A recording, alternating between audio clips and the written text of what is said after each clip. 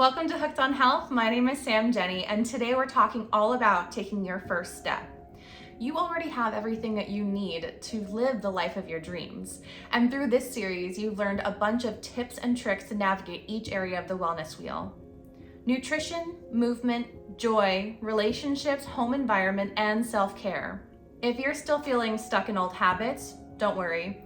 Today we talk to an expert all about retraining our brain.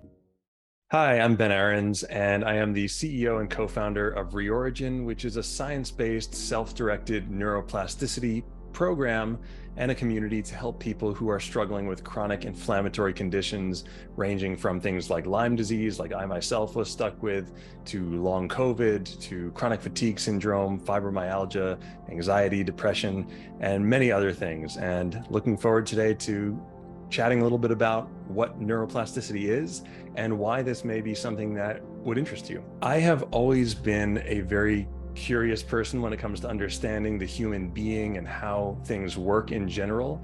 I had a background in exercise physiology in college, was working as a physical therapist assistant, training athletes, and started to make a career in the health and fitness industry. And in my mid-20s, probably one of the most embarrassing things happened that could happen to anyone in the health space, which was that I completely lost my health. I just started to downward spiral, first with some strange cognitive issues and then physical problems, joint pains and muscle aches and juvenile arthritis, and started to see a lot of different doctors as my own health declined. And after about 30 doctors, realized that what was going on was chronic Lyme disease. I had probably got an infection from a tick living out in Long Island, some 10 or 15 years prior. And in this time in my life, I was about 25, I had a lot of stressful things happening. And due to a confluence of these different factors, as I would later start to understand, my immune system, sort of dropped out, and the Lyme was able to proliferate and lead to a wide range of these health problems that, even with my inquisitive mind that was trying to always understand, I couldn't really grasp exactly what was happening to me, why my health wasn't coming back on its own. And this adventure took me down many rabbit holes and ultimately culminated in about 3 years spent bedbound, during which time I was just looking for different answers and solutions. And the one thing that really caught my attention, that really got me hopeful, perhaps the only thing that gave me hope during that time, was starting to learn about something called neuroplasticity. And neuroplasticity is basically the brain's fundamental ability to change its structure and its function. Why is this important, and why was this so interesting? Well, to me at the time, one of the biggest challenges I had was coming from the brain's ability to regulate the body through the autonomic nervous system. I had heart palpitations and migrating aches and pains and all of these different things that I would later learn were actually mediated by the brain. And so, whereas at first, this notion of having a brain infection was extremely scary and disempowering, once I started to learn about neuroplasticity and this concept that, hey, actually the brain is completely capable of changing itself. And because the brain sits in that position where it is like the chief orchestrator of the body and all of the functions therein, that if you can change the way the brain functions, maybe it's possible to change how some of these other systems in the body are working. And slowly but surely, I took many, many steps. I actually gave a TED talk about this called One Deep Breath several years ago, where I described some of these steps and things that I did. But step by step, I started applying some of the things that I was learning about how to actually change your own brain. And step by step, I started to feel better. And it wasn't a linear journey like any health journey. It has its ups and downs and back and forth. But over a period of about 18 months, I was able to completely regain my health and get back to full-time health and work. And that only served to further push me in that curiosity, in that direction of, wow, like now, what is the human being really capable of? And so in the beginning of the pandemic, about 2 years ago, I started this company called Reorigin, basically to help people walk those same kind of footsteps and learn these same kind of neurocognitive rehab type or brain retraining tools that I used to regain my health.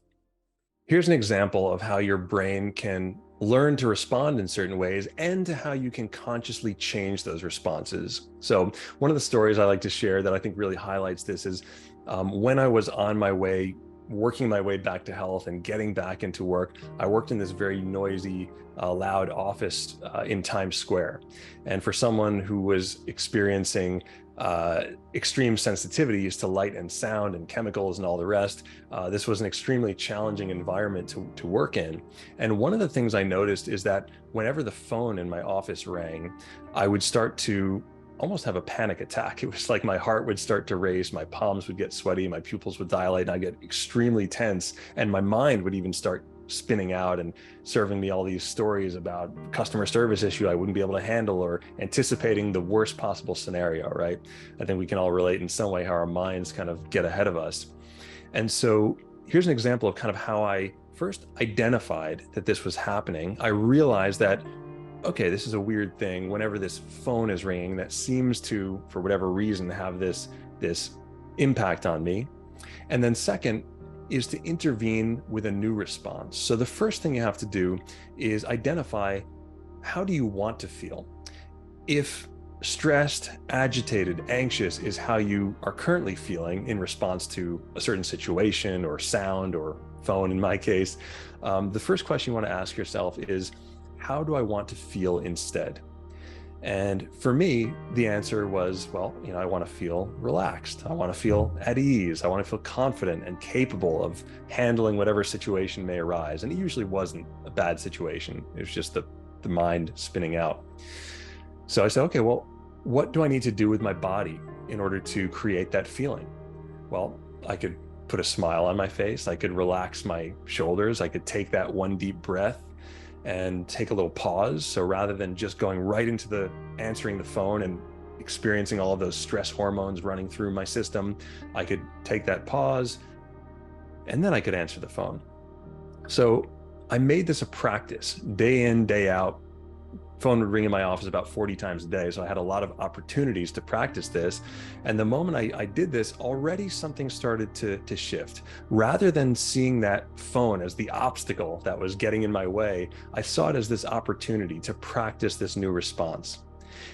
And in all honesty, it didn't happen right away. I forgot to do it many times, but the more I reminded myself, the more I practiced doing this shift, the more real it became, until after about 2 weeks, something extremely interesting happened. I remember one time the phone in my office rang, and automatically, rather than getting stressed out, a big smile came to my face and my shoulders relaxed, and I started to just completely enjoy the moment. And at that moment, I realized that my brain had made a new association. What was previously a trigger for stress and anxiety had now essentially become a trigger for relaxation and even joy and happiness. And so that's just one example of how we can actually get in that space between the stimulus and the response and teach our brain and our body, this is a physiological happening, to respond in a way that's more beneficial to our own health and happiness. There's a few basic steps that you can actually start to play around with if there's anything that is giving you what I like to say a less than pleasant feeling. Now, this can be something like a physical substance, like a chemical, as well as a particular thought or an emotion or an experience that you might find yourself ruminating on, or a physical trigger, like in my case, that ringing phone. The first thing is to become aware of what that sort of triggering feeling and response is. How does it feel in your body? First of all, what might be causing it, right? Is it something that you're ruminating on? Is it something that happened in the past? Is it something that you're anticipating might happen in the future? Or is it, again, something physical coming from the environment? Whatever it is, just take a moment to identify what that is.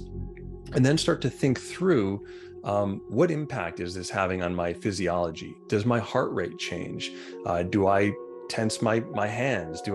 How does it affect my body and my mood and my mind? So once you have these things kind of, mapped out, you can even go ahead and write this down. A next step would be to write down, just like I did, how do you want to feel instead? And then the third step is really to practice that new response.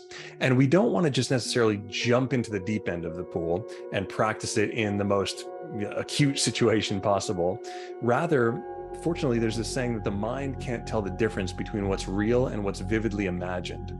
And we now know through neuroscience that that's really true. And you can try this right now by just thinking of your favorite food. And if you really were to conjure a vivid image of that food in front of you, you would probably start to experience the salivary response, and your body would change its chemistry and digestive enzymes to start to prepare to take in that food, not because it's there, but because you thought it was there.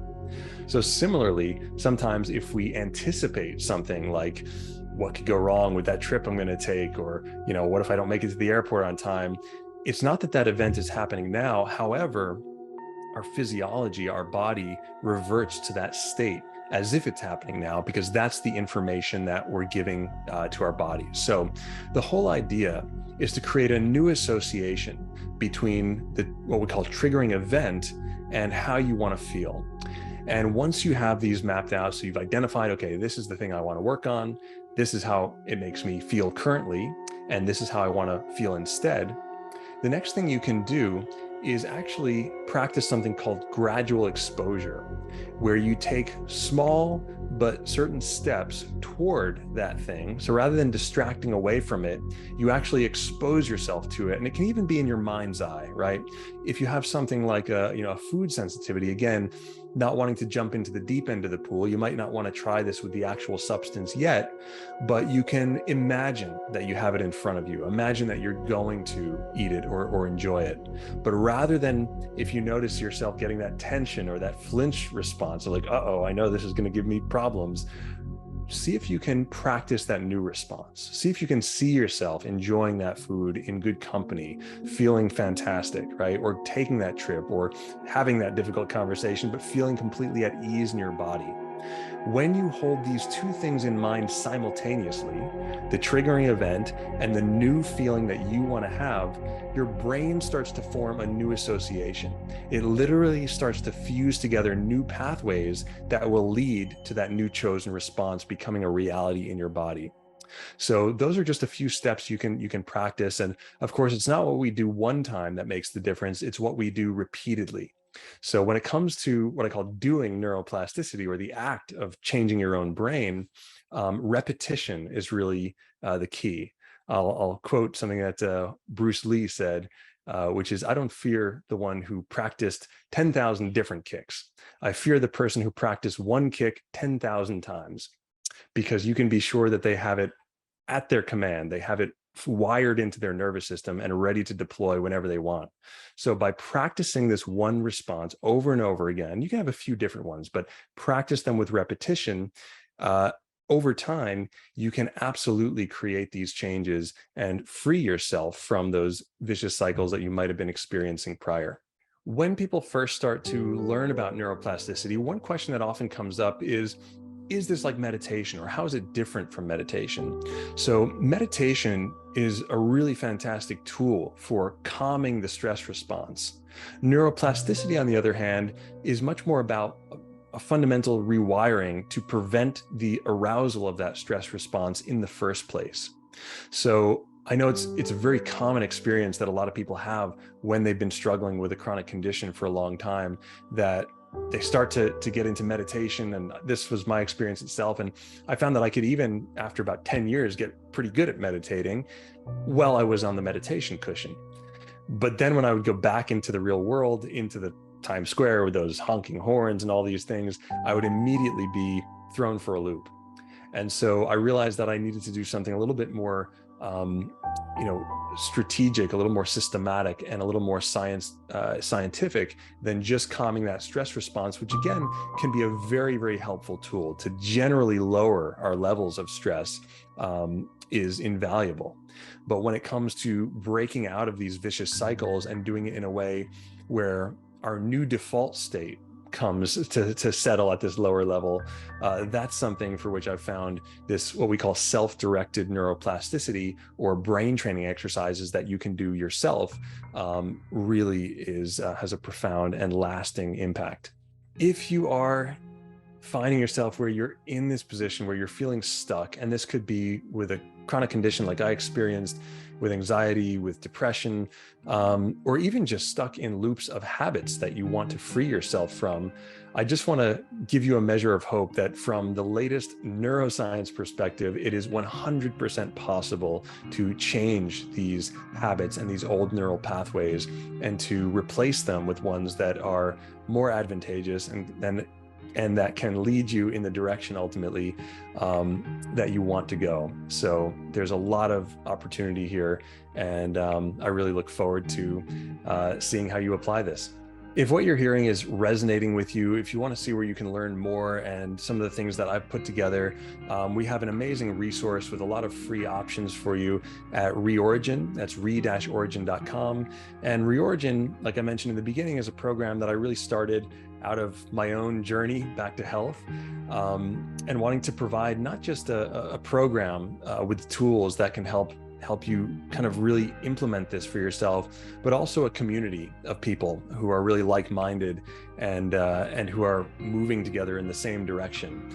I think one of the biggest hurdles and biggest things that can propel us forward if we get over this hurdle, sort of the number one thing to making progress in anything perhaps, is really believing that you can. And when you enter into a community or see, a resource, even by say visiting our site and just seeing the research that we have put together, and you realize that not only is this possible, but people are doing it and that you can do it too, it starts to remove those barriers that sometimes prevent us from even taking those first steps. So if you're feeling like you want some inspiration or motivation or realization or anything further to check out, you can see my work at reorigin.com. Thanks for joining. I'll see you next time.